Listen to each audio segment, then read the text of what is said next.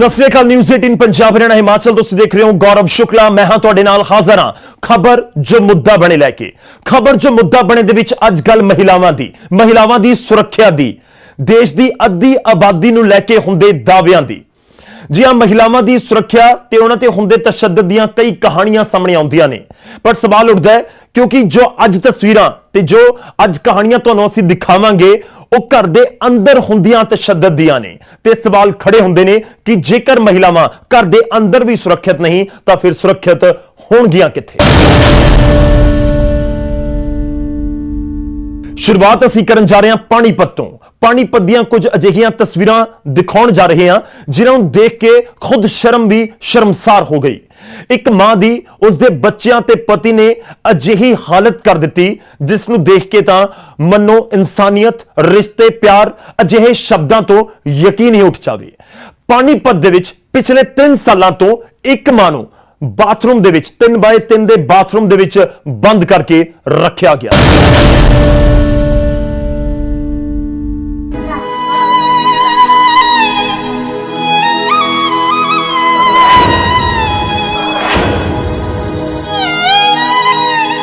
ਇਹ ਤਸਵੀਰਾਂ ਦੇਖ ਕੇ ਜੇਕਰ ਅੱਖਾਂ ਦੇ ਵਿੱਚੋਂ ਹੰਝੂ ਨਹੀਂ ਆਉਂਦੇ ਤਾਂ ਸ਼ਾਇਦ ਸਾਡਾ ਦਿਲ ਪੱਥਰ ਦਾ ਹੋ ਗਿਆ ਹੈ। ਸਾਡੇ ਜਜ਼ਬਾਤਾਂ ਨੇ ਸਾਡਾ ਸਾਥ ਛੱਡ ਦਿੱਤਾ ਹੈ। 3x3 ਦੇ ਬਾਥਰੂਮ ਦੇ ਵਿੱਚ ਕੈਦ ਇਹ ਮਹਿਲਾ ਇੱਕ ਮਾਂ ਹੈ, ਇੱਕ ਪਤਨੀ ਹੈ ਅਤੇ ਇਸ ਦਾ ਇਹ ਹਾਲ ਕਿਸੇ ਹੋਰ ਨੇ ਨਹੀਂ ਇਸ ਦੇ ਪਤੀ ਨੇ ਹੀ ਕੀਤਾ ਹੈ। ਇਸ ਦੇ ਉਹਨਾਂ 3 ਬੱਚਿਆਂ ਨੇ ਕੀਤਾ ਹੈ ਜਿਨ੍ਹਾਂ ਨੂੰ ਰਾਤਾਂ ਜਾਗ ਪਾਲਿਆ ਸੀ, ਜਿਨ੍ਹਾਂ ਦੀ ਖੁਸ਼ੀਆਂ ਦੇ ਲਈ ਪਤਾ ਨਹੀਂ ਕਿੰਨਿਆਂ ਹੀ ਸੁਪਨਿਆਂ ਦਾ ਇਸ ਮਾਂ ਨੇ ਕਤਲ ਕਰ ਦਿੱਤਾ। ਉਹਨਾਂ ਨੇ ਹੀ ਇਸ ਮਾਂ ਨੂੰ ਮੌਤ ਤੋਂ ਵੀ ਬੱਤਰ ਜ਼ਿੰਦਗੀ ਜਿਉਣ ਦੇ ਲਈ ਮਜਬੂਰ ਕੀਤਾ। ਅਜਿਹੀ ਹਾਲਤ ਕਰ ਦਿੱਤੀ ਕਿ ਹੁਣ ਇਹ ਆਪਣੇ ਪੈਰਾਂ ਦੇ ਉੱਤੇ ਖੜੀ ਤੱਕ ਨਹੀਂ ਹੋ ਪਾ ਰਹੀ, ਸਰੀਰ ਹੱਡੀਆਂ ਦੀ ਪੰਡ ਬਣ ਚੁੱਕਿਆ ਹੈ। ਇਹ ਮਾਮਲਾ ਪਾਣੀਪਤ ਦੇ ਪਿੰਡ ਰਿਸ਼ਪੁਰ ਦਾ ਹੈ ਜਿੱਥੇ ਇਸ ਮਹਿਲਾ ਨੂੰ ਇਹ ਕਹਿ ਕੇ ਪਿਛਲੇ ਕਈ ਸਾਲਾਂ ਤੋਂ ਇਸ ਬਾਥਰੂਮ ਦੇ ਵਿੱਚ ਬੰਦ ਕਰਕੇ ਰੱਖਿਆ ਗਿਆ ਸੀ ਕਿ ਉਸ ਦੀ ਦਿਮਾਗੀ ਹਾਲਤ ਠੀਕ ਨਹੀਂ।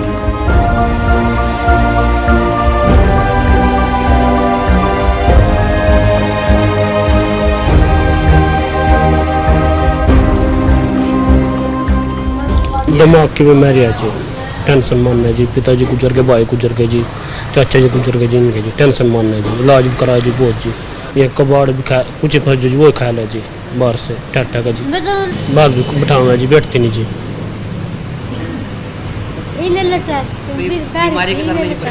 हाँ जी। कितने साल से बीमारी है? 3 साल हो गए जी।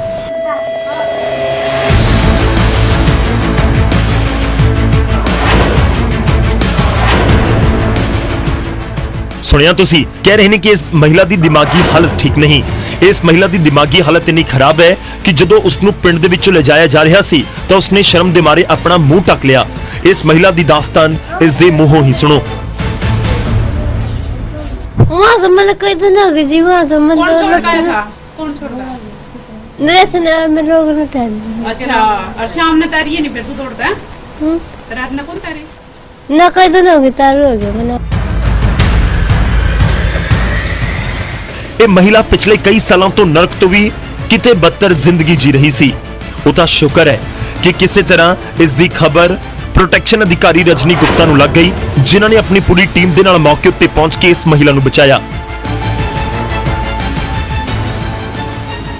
मुझे एक गुप्त सूचना मिली थी कि इस तरह से रिशपुर गांव में एक परिवार ने एक महिला को जो कि पत्नी है किसी की और उसको 3x3 के टॉयलेट में कैद करके रखा हुआ है। तो जैसे ही आज मैं अपने स्टाफ सहित मौके पे पहुंची हूं और हमने जैसे हम इस घर में पहुंचे और हमने पति को बोला कि कहां पर है तेरी पत्नी, तो वो हमारे सामने उसने टॉयलेट का दरवाजा खोला और सूचना सही पाई गई और ये बताया गया कि उसकी मानसिक हालत खराब है। जबकि अभी हमने बातचीत करी है तो बातचीत में ऐसा कुछ नजर नहीं आ रहा है कि इसकी मानसिक हालत खराब है या नहीं है। मामला आज इसने रजनी गुप्ता मैडम है प्रोटेक्शन अफसर, उन्होंने रिशपुर गांव में जाके शिकायत पर एक नरेश पुत्र रकमा वासी रिशपुर के मकान से उसकी पत्नी को लैट्रिन्स के मतलब अंदर कई सालों से रोकने की बात सामने आने पर उसको बाहर निकाल कर भाई थाना में पेश करा है और उस संबंध में जो भी उचित उस संबंध में कंप्लेंट पेश करी है और जो भी उचित कार्रवाई होगी वो नरेश के खिलाफ कार्रवाई की जाएगी।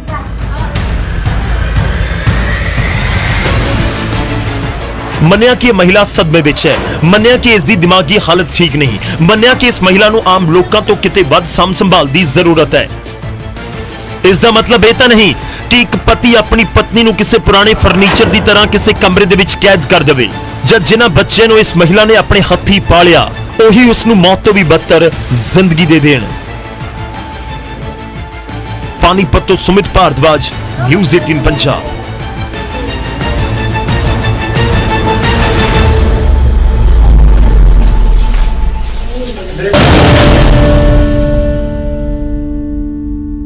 ਹੁਣ ਖਬਰ ਲਵਾਂਗੇ ਅੰਮ੍ਰਿਤਸਰ ਤੋਂ। ਅੰਮ੍ਰਿਤਸਰ ਦੇ ਮੋਕਮਪੁਰਾ ਦੇ ਵਿੱਚ ਇੱਕ ਮਹਿਲਾ ਨੂੰ ਉਸਦੇ ਜ਼ਾਲਮ ਪਤੀ ਦੇ ਚੰਗੁਲ ਦੇ ਵਿੱਚੋਂ ਛੁਡਵਾਇਆ ਗਿਆ ਹੈ।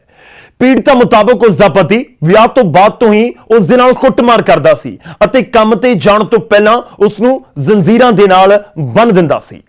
ਪੀੜਤਾ ਨੇ ਬਹੁਤ ਮੁਸ਼ਕਿਲ ਦੇ ਨਾਲ ਗੁਆਂਢੀਆਂ ਤੱਕ ਆਪਣੀ ਗੱਲ ਪਹੁੰਚਾਈ, ਜਿਸ ਤੋਂ ਬਾਅਦ ਇਹ ਪੂਰਾ ਮਾਮਲਾ ਪੁਲਿਸ ਤੱਕ ਪਹੁੰਚਿਆ। ਮੈਂ ਦਸੂਏ ਕਿੱਥੇ ਕੁੰਡੀ ਖੁੱਲ ਗਈ ਆ, ਬਾਹਰ ਤੇ ਤਾਲਾ ਲੱਗ ਗਿਆ ਹੋਇਆ, ਤਾਲੇ ਮਾਰਨ ਕਿਤੇ ਪਤਾ ਨਹੀਂ ਲੱਗਦਾ। ਇੱਧਰ ਨੂੰ ਭੱਜ ਜਾਣਾ ਇਸ ਤਰ੍ਹਾਂ ਕੁੜੀ ਆਗਮ ਕਰਦੇ ਨੂੰ ਰੋਜ਼ ਸਮਝਾਣਾ ਤੂੰ ਕੁੜੀ ਦੀ ਜ਼ਿੰਦਗੀ ਵੇ ਆਪਣੀ ਵੇ ਤੂੰ ਕਿਹੜੇ ਚੱਕਰਾਂ 'ਚ ਪਈ ਮੈਨੂੰ ਤੇ ਤੇਰੀ ਕੋ ਸਮਝ ਨਹੀਂ ਲੱਗਦੀ।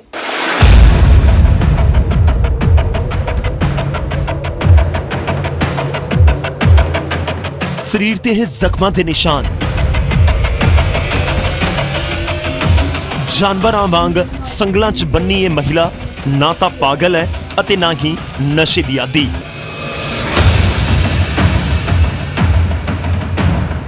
ਇਸ ਦੇ ਬਾਵਜੂਦ ਜਾਨਵਰਾਂ ਤੋਂ ਵੀ ਬਦਤਰ ਸਲੂਕ ਹੋ ਰਿਹਾ ਹੈ। ਤਸਵੀਰਾਂ ਅੰਮ੍ਰਿਤਸਰ ਦੇ ਮੋਕਮਪੁਰਾ ਦੀਆਂ ਨੇ, ਜਿੱਥੋਂ ਦੀ ਹਰਪ੍ਰੀਤ ਨਾਮ ਦੀ ਇਹ ਔਰਤ ਸ਼ਿਕਾਰ ਹੋਈ ਹੈ ਆਪਣੇ ਹੀ ਜ਼ਾਲਮ ਪਤੀ ਦੇ ਜ਼ੁਲਮਾਂ ਦੀ, ਜੋ ਅਕਸਰ ਇਸ ਦੇ ਨਾਲ ਕੁੱਟਮਾਰ ਕਰਦਾ ਤੇ ਫਿਰ ਕੰਮ ਉੱਤੇ ਜਾਣ ਵੇਲੇ ਇਸ ਨੂੰ ਜ਼ੰਜੀਰਾਂ ਦੇ ਵਿੱਚ ਜਕੜ ਗਿਆ। ਤੈਨੂੰ ਰੋਜ਼ ਸਮਝਾਣਾ ਤੂੰ ਕੁੜੀ ਦੀ ਜ਼ਿੰਦਗੀ ਵੇ ਆਪਣੀ ਵੇ ਤੂੰ ਕਿਹੜੇ ਚੱਕਰਾਂ 'ਚ ਪਈ ਮੈਨੂੰ ਤੇ ਤੇਰੀ ਕੋ ਸਮਝ ਨਹੀਂ ਲੱਗਦੀ। ਇਹਨਾਂ ਨੇ ਛੱਡੀ ਹੋਈ ਤੇਰੀ ਮੇਰੇ ਨਾਲ ਸਰ ਉਹ ਸ਼ੱਕ ਬੜੇ ਕਰਦਾ ਵਾ ਤੇ ਬੜੇ ਦਿਨ ਹੋ ਗਏ ਮਾਰ ਕੁਟਾਈ ਬਹੁਤ 6 ਸਾਲ ਹੋ ਗਏ ਸਾਡੇ ਵਿਆਹ ਨੂੰ ਤੇ ਇਹਨੇ ਪ੍ਰੈਗਨੈਂਸੀ ਵਿੱਚ ਵੀ ਬਹੁਤ ਮੈਨੂੰ ਮਾਰਦਾ ਰਿਹਾ ਵਾ ਤੇ ਇਹਨੇ ਵਿਆਹ ਕਰਵਾਇਆ ਸੀ ਪਹਿਲਾਂ ਤੇ ਇਹਨੇ ਮੈਨੂੰ ਦੱਸਿਆ ਨਹੀਂਗਾ ਸੀ ਕੁਝ ਵੀ ਤੇ ਉਸ ਤੋਂ ਬਾਅਦ ਇਹਨੇ ਮੈਨੂੰ ਧੋਖੇ ਨਾਲ ਰੱਖਦਾ ਰਿਹਾ ਵਾ ਨਾ ਮੇਰੀ ਮੰਮੀ ਉਹਨਾਂ ਨੇ ਸਾਰਾ ਕੁਝ ਛਡਾਤਾ ਇਹਨੇ ਤੇ ਕਿੰਨੀ ਦੇਰ ਮੇਰੀ ਮੰਮੀ ਹਜੇ ਤੱਕ ਮੇਰਾ ਸਾਥ ਨਹੀਂ ਦਿੰਦੇ। ਇਸ ਟਾਈਮ ਮੈਂ ਇਕੱਲੀ ਆ, ਇਹਨੇ ਬਹੁਤ ਮਾਰ ਕੁੱਟ ਕੇ ਕੱਢਿਆ ਮੈਨੂੰ। ਹਫਤਾ ਪਹਿਲਾਂ ਮੈਂ 9 ਮਹੀਨੇ ਹੋ ਗਏ ਆਪਣੇ ਅੱਡ ਰਹਿਣੀ ਆ। ਇਹਨੇ ਮਾਰ ਦੇਣਾ ਰਾਤ ਤੱਕ ਮੈਨੂੰ ਤੇ ਮਾਰ ਕੱਢ ਦੇਣਾ, ਮੈਂ ਤੇ ਵਿਆਹ ਕਰਨਾ ਉਹ ਕਰਦਾ ਸਵੇਰ ਦਾ ਅੱਧਾ ਲੱਗਾ ਮੈਨੂੰ ਬੰਨ ਤੇ ਗਿਆ ਐ ਕਦੇ ਸੁਣੀ।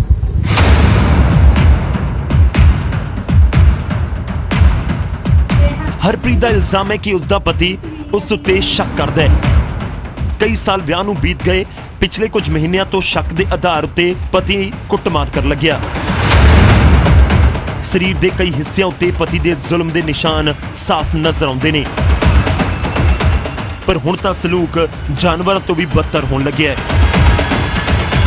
ਸੰਗਲਾਂ 'ਚ ਬੰਨੀ ਹਰਪ੍ਰੀਤ ਨੇ ਕਿਸੇ ਤਰੀਕੇ ਗੁਆਂਢੀਆਂ ਨੂੰ ਆਪਣਾ ਹਾਲ ਦੱਸਿਆ, ਜਿਸ ਤੋਂ ਬਾਅਦ ਪੁਲਿਸ ਦੀ ਮਦਦ ਨਾਲ ਜੰਜੀਰਾਂ ਤੋਂ ਇਸ ਨੂੰ ਰਿਹਾ ਕਰਵਾਇਆ ਗਿਆ। ਦੇ ਹਸਬੈਂਡ ਨਾਲ ਕੋਈ ਅਣਬਣ ਹੋਈ ਸੀ, ਝਗੜਾ ਸੀ ਆਪਸ ਵਿੱਚ, ਲੇਕਿਨ ਉਹਦਾ ਹਸਬੈਂਡ ਜਿਹੜਾ ਸੀਗਾ ਉਹਨੂੰ ਸੰਗਲ ਦੇ ਨਾਲ ਬੰਨ੍ਹ ਕੇ ਤੇ ਲੋਕ ਲਾ ਕੇ ਚਲ ਗਿਆ ਸੀਗਾ, ਲੇਕਿਨ ਉਹਨੂੰ ਉੱਥੋਂ ਰਿਲੀਜ਼ ਕਰਵਾ ਕੇ ਤੇ ਜਿਹੜਾ ਉਹਦਾ ਹਸਬੈਂਡ ਸੋਨੂੰ ਉਹਨੂੰ ਗ੍ਰਿਫਤਾਰ ਕਰ ਲਿਆ, ਕੇਸ ਰਜਿਸਟਰ ਕਰ ਦਿੱਤਾ। ਪਹਿਲਾਂ ਵੀ ਉਹਨਾਂ ਦਾ ਝਗੜਾ ਚੱਲਦਾ ਸੀਗਾ ਹਾਂ, ਲੇਕਿਨ ਅੱਜ ਤਾਂ ਉਹਨੇ ਉਹਨੂੰ ਸੰਗਲ ਲਾ ਕੇ ਲੋਕ ਲਾਤਾ ਸੀਗਾ, ਉਹਨੂੰ ਅਰੈਸਟ ਕਰ ਲਿਆ ਹੋਇਆ, ਕੇਸ ਰਜਿਸਟਰ ਕਰਤਾ। ਉਧਰ ਪਤੀ ਆਪਣੇ ਉੱਤੇ ਲੱਗੇ ਕੁੱਟਮਾਰ ਦੇ ਇਲਜ਼ਾਮਾਂ ਨੂੰ ਗਲਤ ਦੱਸ ਰਿਹਾ ਹੈ। ਪਤੀ ਮੁਤਾਬਕ ਉਹ ਪਤਨੀ ਦੇ ਮਾੜੇ ਚਰਿੱਤਰ ਤੋਂ ਦੁਖੀ ਹੋ ਚੁੱਕਿਆ ਸੀ ਅਤੇ ਅੱਕ ਕੇ ਉਸਨੇ ਹੁਣ ਆਪਣੀ ਪਤਨੀ ਨੂੰ ਸੰਗਲਾਂ ਦੇ ਵਿੱਚ ਜਕੜਨਾ ਸ਼ੁਰੂ ਕੀਤਾ। ਘਰੋਂ ਭੱਜ ਜਾਂਦੇ ਸੀ ਬਾਹਰ, ਮੁੰਡਿਆਂ ਨੂੰ ਘੁੰਮਦੇ, ਮੈਂ ਇਸ ਕਰਕੇ ਸਰ ਨੂੰ ਬਾਹਰ ਰੱਖਿਆ ਸੀ ਕਿ ਮੇਰੀ ਬੇਟੀ ਦੇ ਲਾਗੇ ਰਵੇ, ਘਰੋਂ ਬਾਹਰ ਨਾ ਜਾਵੇ। ਪੂਰੇ ਤੁਸੀਂ ਮਹੱਲੇ 'ਚ ਪੁੱਛ ਕੇ ਵੇਖ ਸਕਦੇ ਹੋ ਸਰ, ਉਹ ਭੱਜ ਜਾਂਦੀ ਸੀ ਇਸ ਤਰ੍ਹਾਂ ਘਰੋਂ। 6 ਸਾਲ ਹੋ ਗਏ, ਉਦੋਂ ਲੋੜ ਨਹੀਂ ਕੋਈ ਬੰਦਾ। ਨਹੀਂ ਸਰ, ਪਹਿਲੇ ਸਹੀ ਰਹਿੰਦੀ ਸਰ ਮੇਰੇ ਨਾਲ, ਇਹ ਸਿਰਫ ਤੇ 3-4 ਮਹੀਨੇ ਤੋਂ ਸਾਰੇ ਇਦਾਂ ਕਰ ਰਹੀ ਹੈ। ਫਿਲਹਾਲ ਪਤਨੀ ਤੇ ਗੁਆਂਢੀਆਂ ਦੇ ਬਿਆਨਾਂ ਤੋਂ ਬਾਅਦ ਜ਼ਾਲਮ ਪਤੀ ਨੂੰ ਗ੍ਰਿਫਤਾਰ ਤਾਂ ਕੀਤਾ ਜਾ ਚੁੱਕਾ ਹੈ, ਪਰ ਮਾਮਲੇ ਦੀ ਅਸਲ ਸੱਚਾਈ ਕੀ ਹੈ? ਪਤੀ ਪਤਨੀ 'ਚ ਵਿਵਾਦ ਦੀ ਅਸਲ ਵਜ੍ਹਾ ਹੁਣ ਪੁਲਿਸ ਤਫਤੀਸ਼ ਤੋਂ ਬਾਅਦ ਹੀ ਸਾਫ਼ ਹੋ ਸਕੇਗੀ। ਅੰਮ੍ਰਿਤਸਰ ਤੋਂ ਅਮਿਤ ਸ਼ਰਮਾ, ਨਿਊਜ਼ 18 ਪੰਜਾਬ।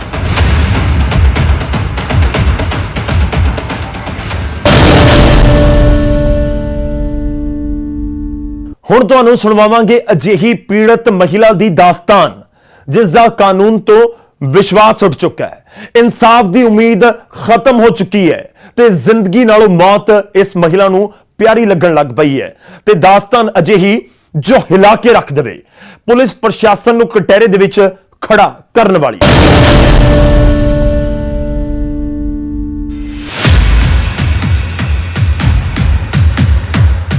ਮੰਜੇ ਤੇ ਪਈ ਇਹ ਮਹਿਲਾ, ਚਿਹਰੇ ਤੇ ਉਦਾਸੀ, ਝੁਲਸੀ ਹੋਈ ਚਮੜੀ ਤੇ ਪੱਟੀਆਂ 'ਚ ਲਿਪਟਿਆ ਸਰੀਰ। ਇਹੋ ਬਦਨਸੀਬ ਮਹਿਲਾ ਹੈ ਜਿਸ ਦੀ ਦਾਸਤਾਨ ਬਹੁਤ ਦਰਦ ਭਰੀ ਹੈ, ਰੌਂਗਟੇ ਖੜੇ ਕਰ ਦੇਣ ਵਾਲੀ ਹੈ, ਜਿਸ ਦਾ ਕਾਨੂੰਨ ਤੋਂ ਵਿਸ਼ਵਾਸ ਉੱਠ ਚੁੱਕਾ ਹੈ, ਜਿਸ ਨੂੰ ਪੁਲਿਸ ਦੀਆਂ ਗੱਲਾਂ 'ਚ ਯਕੀਨ ਨਹੀਂ ਰਿਹਾ, ਜਿਸ ਨੂੰ ਹੁਣ ਜ਼ਿੰਦਗੀ ਨਾਲੋਂ ਮੌਤ ਪਿਆਰੀ ਲੱਗਣ ਲੱਗ ਪਈ ਹੈ। ਇਹ ਪੀੜਤ ਮਹਿਲਾ ਜ਼ਿਲ੍ਹਾ ਫਾਜ਼ਿਲਕਾ ਦੇ ਪਿੰਡ ਕਟਹਿੜਾ ਦੀ ਰਹਿਣ ਵਾਲੀ ਹੈ, ਜਿਸ ਦਾ 8-10 ਸਾਲ ਪਹਿਲਾਂ ਹੀ ਪਿੰਡ ਓਜਾਂਵਾਲੀ 'ਚ ਵਿਆਹ ਹੋਇਆ।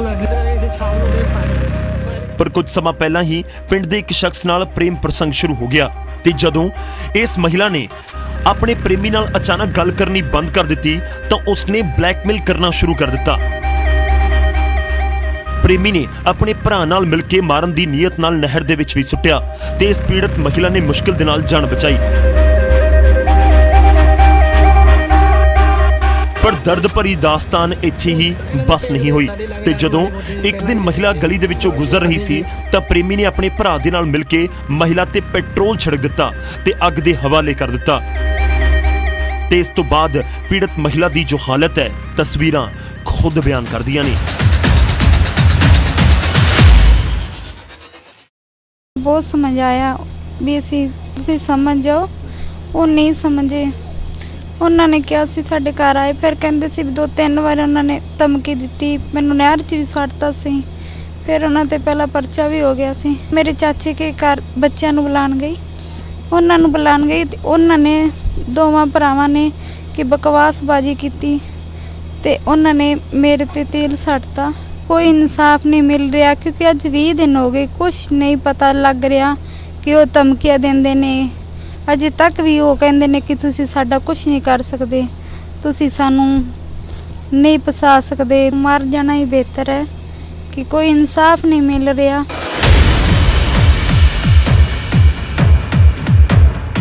ਪੁਲਿਸ ਨੇ ਮੁਲਜ਼ਮਾਂ ਦੇ ਖਿਲਾਫ ਮਾਮਲਾ ਤਾਂ ਦਰਜ ਕਰ ਲਿਆ ਪਰ 20 ਦਿਨ ਬੀਤ ਜਾਣ ਦੇ ਬਾਅਦ ਵੀ ਕਿਸੇ ਦੀ ਗ੍ਰਿਫਤਾਰੀ ਨਹੀਂ ਹੋਈ ਤੇ ਅਜੇ ਵੀ ਮੁਲਜ਼ਮਾਂ ਦੇ ਵੱਲੋਂ ਜਾਨੋਂ ਮਾਰਨ ਦੀਆਂ ਧਮਕੀਆਂ ਮਿਲ ਰਹੀਆਂ ਨੇ। ਇਸ ਕਰਕੇ ਪੀੜਤਾ ਦਾ ਪੁਲਿਸ ਤੋਂ ਵਿਸ਼ਵਾਸ ਉੱਠ ਚੁੱਕਾ ਹੈ ਤੇ ਮੌਤ ਦਾ ਰਾਹ ਚੁਣਨ ਦੇ ਲਈ ਮਜਬੂਰ ਹੈ। ਕਾਰਨ ਇਹ ਹੈ ਕਿ ਸਾਡੇ ਦੀਦੀ ਜਿਹੜੀ ਹੈਗੀ ਹੈ, ਜਿਹੜੇ ਪਹਿਲਾਂ ਮਾੜਾ ਮੋਟਾ ਝਗੜਾ ਲਿਗੜਾ ਹੈਗਾ ਸੀ ਇਹਨਾਂ ਦਾ, ਕੋਈ ਬੰਦੇ ਅਸੀਂ ਪੰਚਾਇਤ ਰਾਹੀਂ ਸਾਰਾ ਸਿਰਫ ਪਹਿਲਾਂ ਪੰਚਾਇਤ ਵੀ ਹੋਈ ਸੀ ਇਹਨਾਂ ਦੇ ਪਿੰਡ, ਪਰ ਉਹ ਸਮਝ ਗਏ, ਉਹ ਕਹਿੰਦੇ ਸਮਝ ਮਾੜੇ ਮੋਟਾ ਪਹਿਲਾਂ ਸਮਝ ਗਏ 6 ਮਹੀਨੇ, ਫਿਰ ਉਹਨਾਂ ਨੇ ਕਾਰਵਾਈ ਕਰਤੀ ਸਾਡੇ ਦੇ ਚਾਲੂ। ਫਿਰ ਅਸੀਂ ਚਾਹੁੰਦੇ ਹਾਂ ਕਿ ਸਾਨੂੰ ਇਨਸਾਫ ਮਿਲੇ। ਕੁਝ ਨਹੀਂ ਹੋਇਆ ਜੇ ਤੱਕ 20 ਦਿਨ ਹੋ ਗਏ ਸਾਨੂੰ, 20 ਦਿਨ ਉੱਥੇ ਕੁੜੀ ਰੱਖੀ ਹਸਪਤਾਲ, ਡਾਕਟਰਾਂ ਨੇ ਜਵਾਬ ਦੇ ਦਿੱਤਾ, ਉਹ ਕਹਿੰਦੇ ਆਪਰੇਸ਼ਨ ਕਰਾਂਗੇ, ਸਾਡੇ ਕੋਲ ਪੈਸਾ ਤਿੱਖਾ ਨਹੀਂ ਹੈਗਾ ਜੀ। ਉਹਨਾਂ ਵਿੱਚੋਂ ਇੱਕੋ ਨਹਿਰ ਤੇ ਧੱਕਾ ਮਾਰਤਾ, ਉਦੋਂ ਵੀ ਉਹਦੇ ਤੇ ਪਰਚਾ ਹੋਇਆ ਸੀ। ਉਸ ਤੋਂ ਬਾਅਦ ਫਿਰ ਵੀ ਉਹ ਇਸ ਕਰਨ ਤੋਂ ਬਾਅਦ ਵੀ ਮੈਂ ਉਹ ਨਹੀਂ ਮੁੰਡਾ ਟਿਕਿਆ, ਦੱਬਾ ਦੁੱਬਾ ਮਾਰਦੇ ਸੀ, ਅਸੀਂ ਉਹ ਕਰ ਦਾਂਗੇ ਆਹ ਕਰ ਦਾਂਗੇ। ਬੱਚਿਆਂ ਨੂੰ ਬੁਲਾਉਣ ਆਏ ਸੀ ਚਾਚੇ ਘਰੇ ਤੇ ਉਹ ਦੋਵੇਂ ਭਰਾ ਪਹਿਲਾਂ ਸੜਕ ਤੇ ਖੜੇ ਸੀ, ਉਹਨਾਂ ਦੇਖਿਆ ਵੀ ਆ ਗਈ ਤੇ ਉਹਨਾਂ ਪੂਰਨ ਨੇ ਤੇਲ ਸੱਟਿਆ ਤੇ ਲਖਵੀਰ ਨੇ ਅੱਗ ਲਾਈ ਹੈ ਜੀ। ਕਾਰਵਾਈ ਹੋ ਨਹੀਂ ਰਹੀ ਜੀ। ਅੱਜ 20 ਦਿਨ ਹੋ ਗਏ, ਸਾਨੂੰ ਤਾਂ ਕੋਈ ਸੁਰ ਪਤਾ ਨਹੀਂ ਲੱਗਿਆ ਕੀ ਕਰਦੇ ਕੀ ਨਹੀਂ ਕਰਦੇ। ਦੂਜੇ ਪਾਸੇ ਪੁਲਿਸ ਉਹੀ ਰਟਿਆ ਰਟਾਇਆ ਜਵਾਬ ਦੇ ਰਹੀ ਹੈ ਕਿ ਮੁਲਜ਼ਮਾਂ ਦੇ ਖਿਲਾਫ ਮਾਮਲਾ ਦਰਜ ਕਰ ਲਿਆ ਗਿਆ ਹੈ, ਗ੍ਰਿਫਤਾਰੀ ਲਈ ਛਾਪੇਮਾਰੀ ਕੀਤੀ ਜਾ ਰਹੀ ਹੈ ਤੇ ਮੁਲਜ਼ਮ ਜਲਦ ਪੁਲਿਸ ਦੀ ਗਿਰਫਤ ਦੇ ਵਿੱਚ ਹੋਣਗੇ। ਜਾਣ ਦੇ ਕੇ ਮੁਕੱਦਮਾ ਦਰਜ ਕਰਾਇਆ ਜੀ। ਮੁਕੱਦਮਾ ਨੰਬਰ ਹੈਗਾ 345 22/9/2020 ਨੂੰ ਅੰਡਰ ਸੈਕਸ਼ਨ 307 506 34 OPC। ਦੋ ਬੰਦੇ ਦੇ ਖਿਲਾਫ ਲਖਵੀਰ ਸਿੰਘ, ਪੂਰਨ ਸਿੰਘ son of ਅਮਰ ਸਿੰਘ ਵਾਸੀਅਨ ਉਜਾਲੀ, ਇਹ ਮੁਕੱਦਮਾ ਦਰਜ ਕਰ ਲਿਆ ਜੀ। ਛਾਪੇਮਾਰੀ ਕੀਤੀ ਜਾ ਰਹੀ ਹੈ, ਤਫਤੀਸ਼ ਸਾਡੀ ਜਾਰੀ ਹੈ। ਜ਼ੁਲਮ ਦੀ ਸ਼ਿਕਾਰ ਹੋਈ ਮਹਿਲਾ ਦੀ ਦਾਸਤਾਨ ਹਿਲਾ ਕੇ ਰੱਖ ਦੇਣ ਵਾਲੀ ਹੈ ਤੇ ਨਾਲ ਹੀ ਪੁਲਿਸ ਪ੍ਰਸ਼ਾਸਨ ਨੂੰ ਕਟਹਿਰੇ 'ਚ ਖੜਾ ਕਰਦੀ ਹੈ, ਜਿਸ ਦੀ ਢਿੱਲੀ ਕਾਰਵਾਈ ਕਾਰਨ ਅੱਜ ਇਸ ਪੀੜਤ ਮਹਿਲਾ ਨੂੰ ਜ਼ਿੰਦਗੀ ਨਾਲੋਂ ਮੌਤ ਬਿਹਤਰ ਲੱਗਦੀ ਹੈ। ਫਾਜ਼ਿਲਕਾ ਤੋਂ ਰਣਜੀਤ ਸਿੰਘ, ਨਿਊਜ਼ 18 ਪੰਜਾਬ।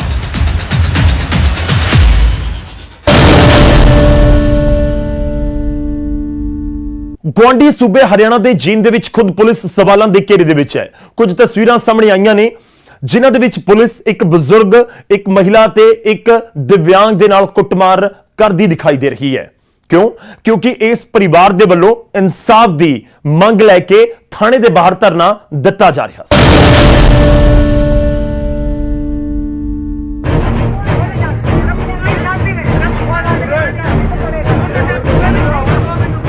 ਇਹ ਤਸਵੀਰਾਂ ਖਾਕੀ ਤੇ ਮੁੜ ਕਈ ਸਵਾਲ ਖੜੇ ਕਰ ਰਹੀਆਂ ਨੇ। ਇਹ ਤਸਵੀਰਾਂ ਖੁਦ ਖਾਕੀ ਨੂੰ ਹੀ ਕਟਹਿਰੇ ਦੇ ਵਿੱਚ ਖੜਾ ਕਰ ਰਹੀਆਂ ਨੇ। ਜ਼ਿਆਦਾ ਕੁਝ ਕਹਿਣ ਦੀ ਜ਼ਰੂਰਤ ਨਹੀਂ, ਤਸਵੀਰਾਂ 'ਚ ਸਭ ਕੁਝ ਸਾਫ਼ ਦੇਖਿਆ ਜਾ ਸਕਦਾ ਹੈ ਕਿ ਕਿਵੇਂ ਪੁਲਿਸ ਮੁਲਾਜ਼ਮ ਦੇ ਵੱਲੋਂ ਇਸ ਬਜ਼ੁਰਗ ਦੇ ਨਾਲ ਧੱਕਾ ਮੁੱਕੀ ਕੀਤੀ ਜਾ ਰਹੀ ਹੈ। ਉਸ ਨਾਲ ਬੁਰੀ ਤਰ੍ਹਾਂ ਕੁੱਟਮਾਰ ਕੀਤੀ ਜਾ ਰਹੀ ਹੈ। ਇੱਥੋਂ ਤੱਕ ਕਿ ਉੱਥੇ ਮੌਜੂਦ ਮਹਿਲਾ ਨੂੰ ਵੀ ਨਹੀਂ ਬਖਸ਼ਿਆ ਗਿਆ, ਉਸ ਨਾਲ ਵੀ ਬਦਸਲੂਕੀ ਹੁੰਦੀ ਇਹਨਾਂ ਤਸਵੀਰਾਂ 'ਚ ਸਾਫ਼ ਦੇਖੀ ਜਾ ਸਕਦੀ ਹੈ। ਇਹ ਤਸਵੀਰਾਂ ਜੀਂਦ ਦੀਆਂ ਨੇ ਜਿੱਥੇ ਇਨਸਾਫ ਦੀ ਮੰਗ ਕਰਨ ਦਾ ਇਸ ਗਰੀਬ ਪਰਿਵਾਰ ਨੂੰ ਇਹ ਸਲਾਹ ਦਿੱਤਾ ਗਿਆ। ਦਰਅਸਲ ਕੁਝ ਦਿਨ ਪਹਿਲਾਂ ਜੀਂਦ ਦੇ ਬਿਗਾਣਾ ਪਿੰਡ ਦੇ ਵਿੱਚ ਰਹਿਣ ਵਾਲੇ ਇਸ ਪਰਿਵਾਰ ਦੇ ਘਰ ਚੋਰੀ ਹੋਈ ਸੀ, ਜਿਸ ਤੋਂ ਬਾਅਦ ਇਹ ਪਰਿਵਾਰ ਹਰ ਰੋਜ਼ ਥਾਣੇ ਦੇ ਚੱਕਰ ਕੱਢਦਾ ਰਿਹਾ, ਪਰ ਇਲਜ਼ਾਮ ਨੇ ਕਿ ਪੁਲਿਸ ਨੇ ਇਹਨਾਂ ਦੀ ਇੱਕ ਨਹੀਂ ਸੁਣੀ। ਆਖਿਰਕਾਰ ਪਰਿਵਾਰ ਥਾਣੇ ਦੇ ਬਾਹਰ ਧਰਨੇ ਤੇ ਬੈਠ ਗਿਆ ਅਤੇ ਉਸ ਤੋਂ ਬਾਅਦ ਜੋ ਕੁਝ ਹੋਇਆ ਉਹ ਸਭ ਤੁਹਾਡੇ ਸਾਹਮਣੇ ਹੈ।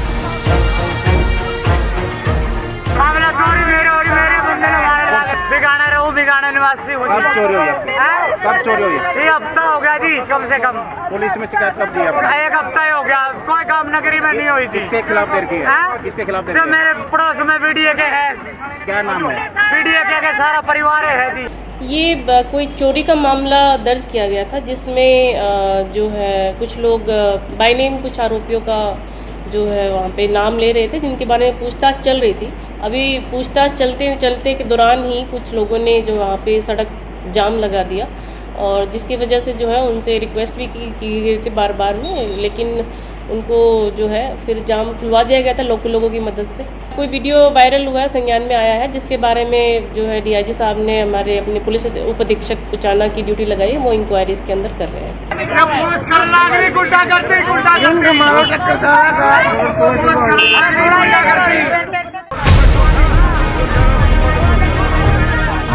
ਹੱਦ ਤਾਂ ਉਸ ਵੇਲੇ ਹੋ ਗਈ ਜਦੋਂ ਪੁਲਿਸ ਨੇ ਇਹਨਾਂ ਲੋਕਾਂ ਨੂੰ ਇਨਸਾਫ ਦੇਣ ਦੀ ਥਾਂ ਇਹਨਾਂ ਦੀ ਗੱਲ ਸੁਣਨ ਦੀ ਜਗ੍ਹਾ ਇਸ ਪਰਿਵਾਰ ਤੇ ਹੀ ਪਰਚਾ ਦਰਜ ਕਰ ਦਿੱਤਾ। ਇਸ ਮਾਮਲੇ ਦੇ ਸਾਹਮਣੇ ਆਉਣ ਤੋਂ ਬਾਅਦ ਖਾਕੀ ਤੇ ਮੁੜ ਕਈ ਸਵਾਲ ਖੜੇ ਹੋ ਰਹੇ ਨੇ। ਲੋਕ ਇਹ ਸੋਚਣ ਦੇ ਲਈ ਮਜਬੂਰ ਨੇ ਕਿ ਜੇਕਰ ਪੁਲਿਸ ਮੁਲਾਜ਼ਮ ਖੁਦ ਹੀ ਲੋਕਾਂ ਦੇ ਉੱਤੇ ਇਸ ਤਰ੍ਹਾਂ ਤਸ਼ੱਦਦ ਕਰਨਗੇ ਤਾਂ ਆਖਿਰ ਉਹ ਕਿਸ ਦੇ ਕੋਲੋਂ ਇਨਸਾਫ ਦੀ ਉਮੀਦ ਰੱਖਣ। ਜੀਂਦ ਤੋਂ ਵਿਜੇਂਦਰ, ਨਿਊਜ਼ 18।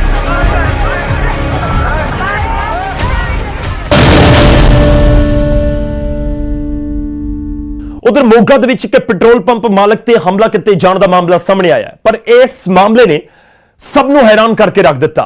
ਪੈਟਰੋਲ ਪੰਪ ਮਾਲਕ ਦੀ ਕੁਝ ਹੋਰ ਹੀ ਕਹਾਣੀ ਹੈ ਅਤੇ ਹਸਪਤਾਲ ਦੇ ਵਿੱਚ ਜ਼ੇਰੇ ਇਲਾਜ ਕਥਿਤ ਹਮਲਾਵਰਾਂ ਦੇ ਵਿੱਚੋਂ ਇੱਕ ਦਾ ਕੁਝ ਹੋਰ ਹੀ ਕਹਿਣਾ ਹੈ। ਪੂਰਾ ਮਾਮਲਾ ਕੀ ਹੈ, ਰਿਪੋਰਟ ਦੇਖੋ।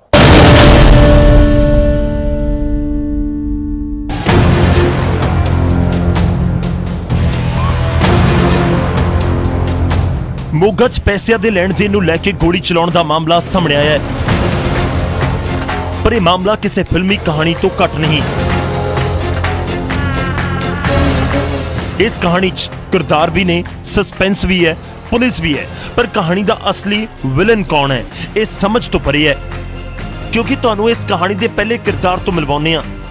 ਇਸ ਸ਼ਖਸ ਦਾ ਨਾਮ ਹੈ ਹਰਮਨ, ਜੋ ਇੱਕ ਪੈਟਰੋਲ ਪੰਪ ਦਾ ਮਾਲਕ ਹੈ। ਹਰਮਨ ਮੁਤਾਬਕ ਕੁਝ ਲੋਕਾਂ ਦੇ ਨਾਲ ਉਸਦਾ ਪੈਸਿਆਂ ਦਾ ਲੈਣ ਦੇਣ ਸੀ, ਪਰ ਇਹਨਾਂ ਲੋਕਾਂ ਦੇ ਵੱਲੋਂ ਉਸ ਤੋਂ ਵੱਧ ਪੈਸਿਆਂ ਦੀ ਮੰਗ ਕੀਤੀ ਜਾ ਰਹੀ ਸੀ। ਜਦੋਂ ਉਹ ਪੰਪ ਤੋਂ ਆਪਣੇ ਘਰ ਜਾ ਰਿਹਾ ਸੀ ਤਾਂ ਦੋ ਗੱਡੀਆਂ ਦੇ ਵਿੱਚ ਸਵਾਰ ਹੋ ਕੇ ਆਏ 6 ਲੋਕਾਂ ਨੇ ਉਸ ਨੂੰ ਘੇਰ ਲਿਆ, ਪੈਸਿਆਂ ਦੀ ਮੰਗ ਕੀਤੀ ਅਤੇ ਫਿਰ ਇਹਨਾਂ ਲੋਕਾਂ ਨੇ ਉਸ ਉੱਤੇ ਗੋਲੀਆਂ ਚਲਾ ਦਿੱਤੀਆਂ। ਬਚਾਅ ਦੇ ਵਿੱਚ ਹਰਮਨ ਦੇ ਵੱਲੋਂ ਵੀ ਫਾਇਰਿੰਗ ਕੀਤੀ ਗਈ, ਜਿਸ ਤੋਂ ਬਾਅਦ ਇਹ ਬਦਮਾਸ਼ ਉਸ ਨੂੰ ਅਗਵਾ ਕਰਕੇ ਲੈ ਗਏ। ਉਸ ਨੂੰ ਪਿੰਡ-ਪਿੰਡ ਘੁਮਾਇਆ ਗਿਆ ਅਤੇ ਫਿਰ ਇਹ ਲੋਕ ਉਸ ਨੂੰ ਕਿਸੇ ਪਿੰਡ ਦੇ ਵਿੱਚ ਛੱਡ ਕੇ ਫਰਾਰ ਹੋ ਗਏ ਅਤੇ ਅਗਵਾਕਾਰਾਂ ਦੇ ਵਿੱਚੋਂ ਇੱਕ ਨੇ ਮੇਰੇ ਪਿਸਤੌਲ ਤੇ ਖੁਦ ਨੂੰ ਗੋਲੀ ਮਾਰ ਲਈ। मैं अपने पेट्रोल पंप पर मेरा पुत्र ਤੇ ਬਾਘਿਆ ਪੁਰਾਣਾ ਮੇਰਾ ਘਰ ਹੈ। ਮੈਂ ਜਾ ਰਿਹਾ ਸੀ ਆਪਣੇ ਪੰਪ 'ਤੇ, ਉਹ ਰਾਸਤੇ 'ਚ ਯਾਨੀ ਕਿ ਇਹਨਾਂ ਨੇ ਮੈਨੂੰ ਘੇਰ ਕੇ 6 ਜਣੇ ਸੀਗੇ, ਗੱਡੀ ਅੱਗੇ ਲਾ ਲਈ ਇਹਨਾਂ ਨੇ, ਜਿਵੇਂ ਮੇਰੇ ਆਪੋਜ਼ਿਟ ਸੀਗੇ ਇਹਨਾਂ ਨੇ ਗੱਡੀ ਲਾ ਲਈ, ਘੇਰ ਕੇ ਇਹਨਾਂ ਨੇ ਮੇਰੇ 'ਤੇ ਫਾਇਰਿੰਗ ਕਰਤੀ। 1 ਲੱਖ ਰੁਪਏ ਮੈਨੂੰ ਲੱਗੀ ਇੱਕ ਮੇਰੀ ਚੈਨ ਆਈ। ਉਸ ਤੋਂ ਬਾਅਦ 'ਚ ਮੈਨੂੰ ਉੱਥੋਂ ਕਿਡਨੈਪ ਕਰਕੇ ਇਹਨਾਂ ਨੇ ਤੇ ਮੈਨੂੰ ਘੁਮਾਈ ਫਰਾਈ ਗਈ ਪਿੰਡਾਂ 'ਚ। ਕੋਈ ਰੰਜਿਸ਼ ਸੀ ਤੁਹਾਡੀ ਇਹਨਾਂ ਨਾਲ? ਨਹੀਂ ਕੋਈ ਰੰਜਿਸ਼ ਨਹੀਂ। ਕੋਈ ਪੈਸੇ ਦਾ ਲੈਣ ਦੇਣ? ਨਹੀਂ, ਇਹ ਤਾਂ ਬਸ ਪੈਸੇ ਮੇਰੇ ਤੋਂ ਮੰਗਦੇ ਸੀਗੇ ਜੀ, ਕਹਿੰਦੇ ਸਾਨੂੰ 2 ਲੱਖ ਰੁਪਏ ਦੇ। ਕਿਸ ਗੱਲ ਦੇ ਪੈਸੇ ਮੰਗਦੇ ਸੀ? ਬਸ ਇੱਦਾਂ ਹੀ ਜਿਵੇਂ ਧਮਕੀ ਵਾਲੇ ਜੀ।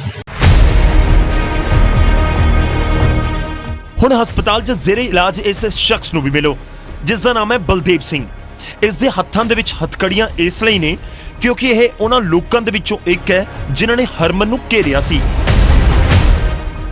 ਪਰ ਇਸ ਦਾ ਤਾਂ ਕੁਝ ਹੋਰ ਹੀ ਕਹਿਣਾ ਹੈ।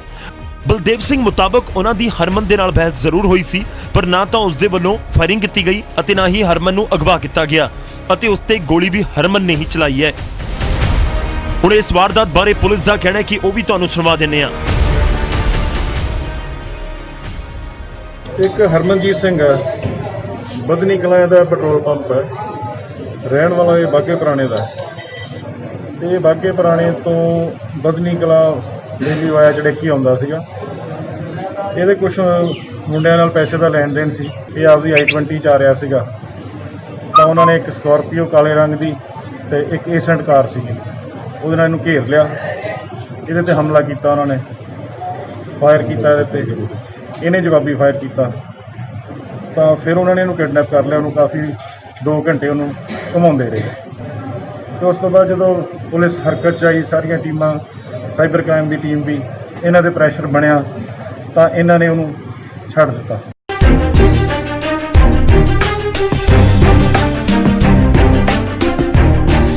ਇਹ ਮਾਮਲਾ ਬੇहद ਉਲਝਣ ਭਰਿਆ ਹੈ ਅਤੇ ਹੁਣ ਪੁਲਿਸ ਸਾਹਮਣੇ ਇਹ ਚੁਣੌਤੀ ਹੈ ਕਿ ਅਸਲ ਮੁਲਜ਼ਮਾਂ ਦਾ ਜਲਦ ਤੋਂ ਜਲਦ ਪਤਾ ਲਗਾਇਆ ਜਾਵੇ ਅਤੇ ਪੁਲਿਸ ਵੱਲੋਂ ਵੀ ਮਾਮਲੇ ਦੀ ਗੰਭੀਰਤਾ ਦੇ ਨਾਲ ਜਾਂਚ ਕੀਤੀ ਜਾ ਰਹੀ ਹੈ। ਮੋਗਾ ਤੋਂ ਦੀਪਕ ਸਿੰਘਲਾ, ਨਿਊਜ਼ 18 ਪੰਜਾਬ।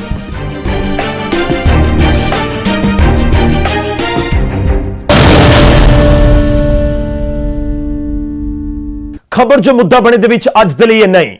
ਮੁਲਾਕਾਤ ਫਿਰ ਹੋਵੇਗੀ। ਫਿਲਹਾਲ ਦੇ ਲਈ ਇਜਾਜ਼ਤ ਦਿਓ। ਧੰਨਵਾਦ।